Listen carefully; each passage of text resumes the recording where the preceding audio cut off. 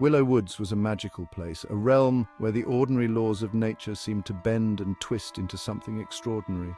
The trees whispered secrets in the breeze, their leaves rustling like 1,000 tiny voices sharing ancient tales. Sunbeams danced on the forest floor, creating a mosaic of light and shadow that seemed to move with a life of its own. At the heart of the wood stood Tanglewood, a grand old oak tree. Tanglewood could talk. He told wonderful stories, tales of bravery, love, and the mysteries of the forest. All the animals gathered to listen, their eyes wide with anticipation, their ears perked up to catch every word. And then,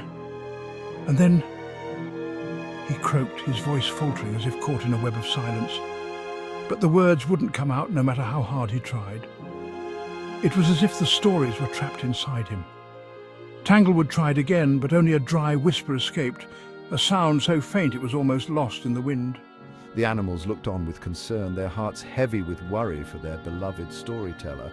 Tanglewood, their beloved storyteller, had lost his voice. The forest felt a little less magical, a little less alive without his stories. A heavy silence fell over Willow Woods. The once vibrant forest, filled with the sounds of laughter and chatter, now lay in a deep, unsettling quiet. No more stories filled the air. The tales that once echoed through the trees were now just a distant memory. The animals missed Tanglewood's booming laugh and gentle voice. His presence had always brought joy and comfort to the forest. A little bluebird named Sky was very worried. She had never seen the forest so quiet and lifeless. She flew to her friends, the rabbits, Cotton and Clover. They were her closest companions, and she knew they would understand her concern. "We have to help Tanglewood," she chirped. Her voice was filled with urgency and determination. Cotton and Clover hopped up and down. They knew Sky was right. Something had to be done. "We must find someone who can help," said Clover. Her eyes scanned the forest, hoping to spot a familiar face. Just then, they heard the familiar bark of a dog.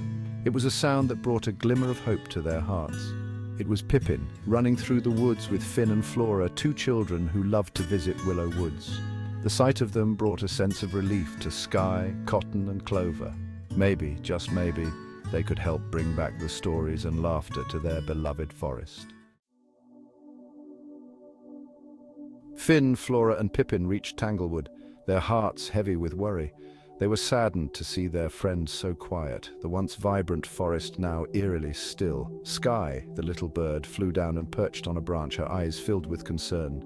She told them what had happened. "We must help him," cried Flora, her voice trembling with determination. Finn nodded in agreement, his eyes reflecting the same resolve. They went closer to Tanglewood's trunk, feeling the rough bark under their fingers. "Don't worry, Tanglewood," said Finn, his voice steady and reassuring. "We'll find a way to help you. We promise." Tanglewood rustled his leaves softly as if to thank the children for their promise.